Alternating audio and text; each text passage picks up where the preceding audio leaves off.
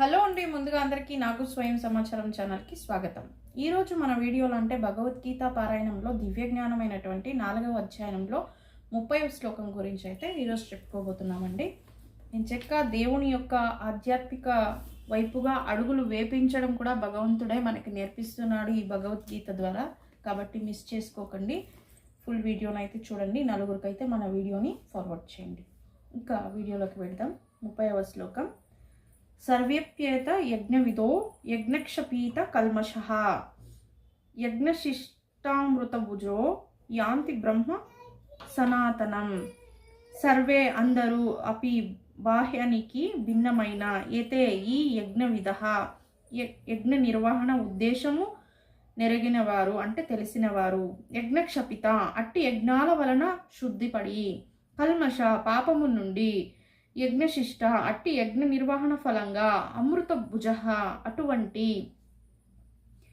అమృతాన్ని ఆస్వాదించిన వారు అంటే యాంతి వెళతారు, బ్రహ్మ భగవంతుని, సనాతనం నిత్యదానము అంటే ధ్యానం చేస్తూ ఉంటారు కదా, స్మరిస్తూ ఉంటారు కదా, నిత్యధామంలో ఇలాంటివన్నీ జరుగుతూ ఉంటాయని ఇక్కడ చెప్పడం జరిగింది.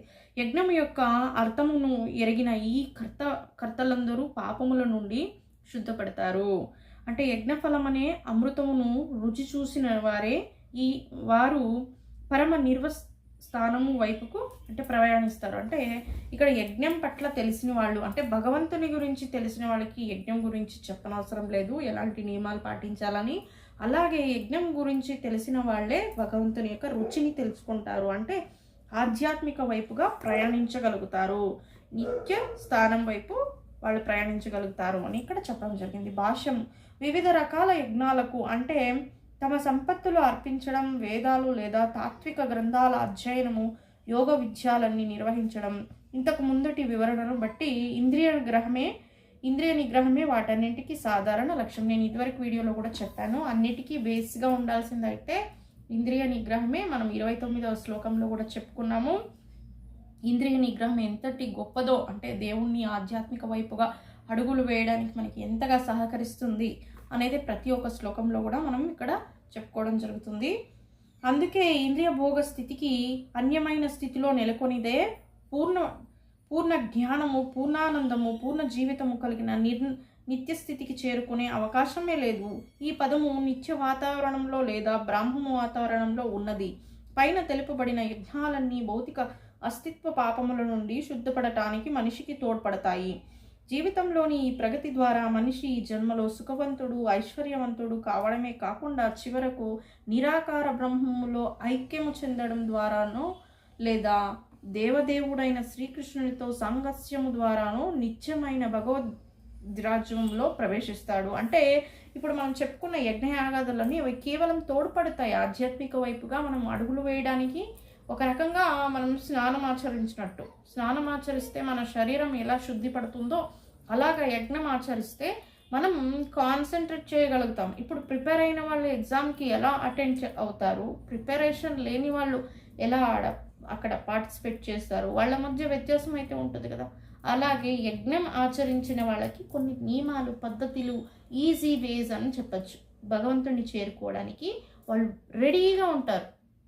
ఎప్పుడా అంటే ఇప్పుడే అన్నట్టుగా వాళ్ళు ప్రిపేర్ అయి ఉంటారనమాట. అందుకే చెప్పాను, ఎగ్జామ్ ప్రిపేర్ అయిన వాళ్ళు ఎలా కరెక్ట్గా ఉంటారో ఆ విధంగా యజ్ఞాన్ని ఆచరించే వాళ్ళు దేవుని యొక్క ఆధ్యాత్మిక భక్తిని పొందడానికి రెడీగా ఉంటారన్నమాట.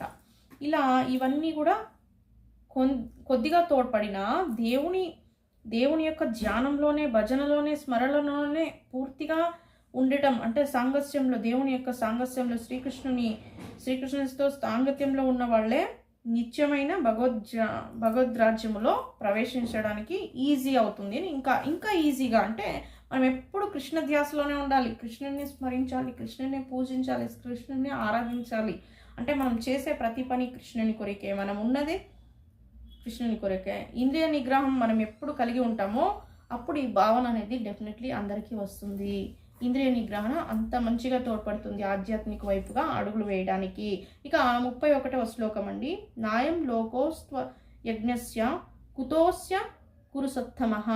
అయం ఈ లోకంలో నా ఆస్తి లేదు, అయజ్ఞస్య చేయనివానికి కుతః ఎక్కడిది అస్య ఇతరము కురుసత్తము ఓ కురువంశ శ్రేష్ఠుడా ఓ కురువంశ శ్రేష్ఠుడా యజ్ఞము లేకుండా మనిషి ఈ లోకంలో లేదా ఈ జీవితంలో ఏనాడు సుఖంగా జీవించలేడు.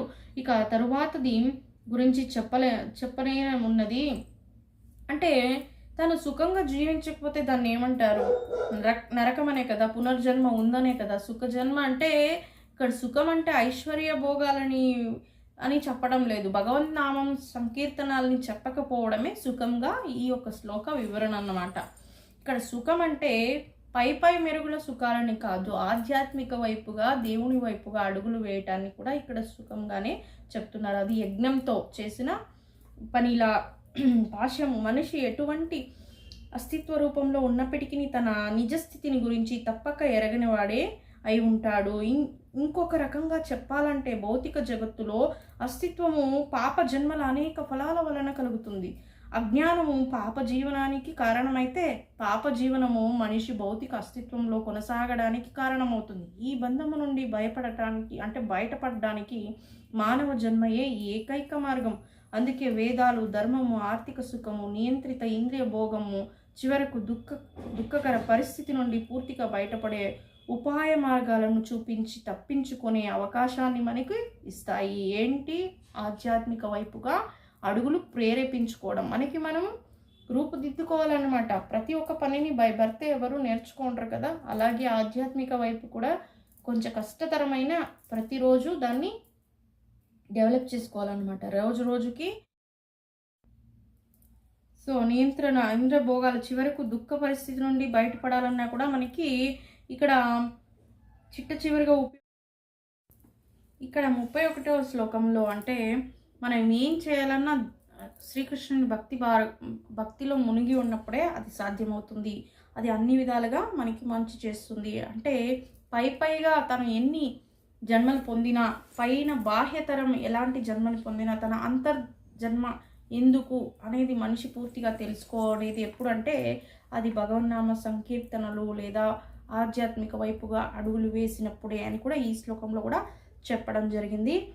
ఇక ధర్మ మార్గము లేదా పైన చెప్పబడిన నానా రకాల యజ్ఞాలు సహజంగానే మన ఆర్థిక సమస్యలను తొలగిస్తాయి. యజ్ఞ నిర్వహణ ద్వారా నామమాత్ర జనాభివృద్ధి అంటే ఉన్నప్పటికీ పుష్కలంగా ఆహారము, పాలు వంటివి మనం పొందుతాం. దేహానికి కావలసినంత సమకూరినప్పుడు సహజంగానే తరువాతి స్థితి ఇంద్రియాలను సంతృప్తిపరచడం. అందుకే వేదాలు నియమితమైన ఇంద్రియ భోగానికి పవిత్ర వివాహాన్ని ఉపదేశించాయి. అంటే మనకి ఆహారం కావాలి, జీవించడానికి ఆహారం కావాలి. అందులో మనకి సరిపడినంత తిన్నప్పుడు ఇక ఇంద్రియాలకి ఆ ఒక ఎనర్జీ అనేది వస్తుంది. సో ఇంద్రియాల విష్ని నెరవేర్చడానికి అంటే ఆశలు, కోరికలు వీటన్నింటినీ ఒక లిమిట్స్లో పెట్టుకుని ఆధ్యాత్మిక వైపుగా అడుగులు వేయడానికే ఈ వివాహ బంధం అనే దాన్ని ఇక్కడ చెప్పడం జరిగింది. సో దేహానికి కావలసినంత సమకూరినప్పుడు సహజంగానే తరువాతి స్థితి ఇంద్రియాలను సంతృప్తిపరచడం. అందుకే వేదాలు నియమితమైన ఇంద్రియ భోగానికి పవిత్ర వివాహాన్ని ఉపదేశించాయి. తద్వారా మనిషి క్రమంగా ముక్తి పొందే స్థితికి చేరుకుంటాడు.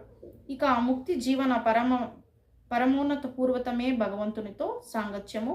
పైన వర్ణింపబడినట్లు యజ్ఞ నిర్వహణ ద్వారా పూర్ణత్వము సిద్ధిస్తుంది. కనుక ఎవడేని వేదాల ప్రకారము యజ్ఞ నిర్వహణకు మొగ్గు చూపకపోతే ఈ జన్మలోనైనా సుఖాన్ని ఎలా ఊహించగలుగుతాడు? ఇక వేరొక లోకంలో వేరొక దేహం గురించి చెప్పబడేదేమున్నది? వివిధ స్వర్గాలలో వివిధ శ్రేణుల భౌతిక సుఖాలు ఉన్నాయి. వివిధ రకాల యజ్ఞాలలో నెలకొని వారికి పుష్కలమైన సౌఖ్యం వాటన్నింటిలోనూ ఉన్నది. కానీ శ్రీకృష్ణ భక్తి సాధన ద్వారా ఆధ్యాత్మిక లోకాలకు చేరుకోవడమే మనిషి సాధించగలిగిన మహోన్నతమైన సుఖము. అందుకే కృష్ణ భక్తి భావన జీవితము భౌతిక అస్తిత్వ సమస్యలన్నింటికి పరిష్కారము. శ్రీకృష్ణ భక్తి భావన జీవితము భౌతిక అస్తిత్వ సమస్యలన్నిటికీ పరిష్కారం. నేను ఇక్కడ వీడియో స్టార్ట్ చేసే మునపే చెప్పాను, సుఖం అంటే ఇక్కడ ఇంద్రియ భోగాలు లేదా బాహ్య శరీర సుఖాలు అని కాదు, శ్రీకృష్ణ భక్తిని పొందడమే నిజమైన సుఖమని. సో ఈ యొక్క శ్లోకాన్ని పూర్తి వివరణగా మీకు చదివేపాటికే మీకు అర్థమై ఉంటుంది సుఖం అంటే ఇలా ఈ లోకంలో ఈ జన్మలో మనం శ్రీకృష్ణ భక్తిని పొందలేకపోతే ఈ ఒక జన్మని వృధా చేసుకుంటే మళ్ళీ ఇంకెన్నో జన్మలు పుడతాయి. ఇక్కడ భక్తిని పొందగలిగితే ఇంకెన్నో సుఖాలని కూడా మనం చూడగలం. అంటే ఆధ్యాత్మిక వైపుగా. లేదనుకుంటే ఇంకా అనేక సుఖాలు కూడా ఉన్నాయి. అంటే అవి భౌతికంగా మళ్ళీ మళ్ళీ పునర్జన్మలు అవుతూనే ఉంటాయి. కాబట్టి అవి ఇంకో సుఖాలు, అంటే ఇంకెన్ని సుఖాలను అనిపించాలి, ఇంకెంత, అంటే సుఖం అంటే మళ్ళీ మళ్ళీ ప్రయత్నం చేస్తూ ఉండాలి భగవంతుని రీచ్ అవ్వడానికి.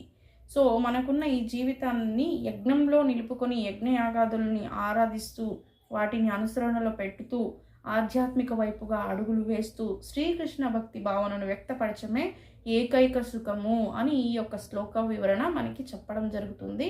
కాబట్టి మంచిగా శ్రద్ధాభక్తిగా ఆధ్యాత్మిక వైపుగా అడుగులు వేయాలన్నదే ఈ యొక్క భగవద్గీత ఏకైక సారాంశం. ఎందుకంటే ఆధ్యాత్మిక వైపుగా అడుగులు వేయడానికే మన యొక్క జన్మ తాళింటాం. కాకపోతే గృహస్థుడైని యజ్ఞయాగాదులను ఆచరించిన తర్వాతనే వాళ్ళకి ఈ యొక్క కృష్ణ భక్తి సాంగత్యం చేయడానికి అర్హులుగా ఉంటారు. బ్రహ్మచర్యం తీసుకుని కొందరైతే చేస్తూ ఉంటారు కదా, అలాంటి వాళ్ళకన్నా ఈ గృహస్థులకి తొందరగా సాంగత్యం అనేది దొరుకుతుంది. ఎందుకంటే ఇంద్రియాలపై వ్యామోహం పోతుంది. కొద్దిపాటి ఈ బాహ్య శరీరపు ఆనందం తర్వాత అంటే పూర్తిగా ఇన్వాల్వ్ అయ్యేది కృష్ణ భక్తి భావనలోనే. ఏ గృహస్థుడైనా అంటే ఏ దేవుని యొక్క భక్తిలోనైనా లీనమై కృష్ణునికి సాంగత్యానికి దగ్గర అవ్వడమే ఏకైక మార్గం అని ఈ శ్లోకంలో కూడా చెప్పడమైంది. ఇదేనండి వాటి వీడియో. నలుగురికైతే మన వీడియోస్ని షేర్ చేయండి. Thank you for watching.